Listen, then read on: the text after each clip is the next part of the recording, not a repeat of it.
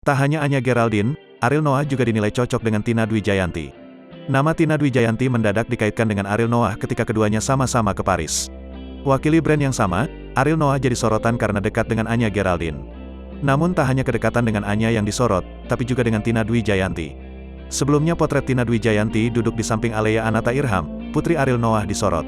Hal itu terekam ketika Ariel Noah unggah foto dirinya berada di atas perahu bersama sang putri dan juga Anya Geraldine dan Tina Dwi Jayanti. Memang dalam beberapa kesempatan, terlihat kedekatan antara Tina dan Ariel yang sudah begitu akrab meski keduanya baru saja dipertemukan. Apalagi mantan istri dari Kenang Kana Mirdad itu juga tampak begitu perhatian dengan Alea Anata Irham yang ikut ke Paris bersama sang ayah. Bak seorang ibu, beberapa kali terlihat Alea yang nampak nyaman mendekatkan dirinya pada Tina Dwi Jayanti.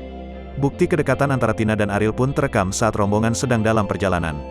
Dalam video yang diunggah oleh akun Instagram @kanuagel, Selasa, tanggal 8 Maret tahun 2022, tampak Tina sedang sibuk memasangkan dasi untuk Ariel yang berada di sampingnya.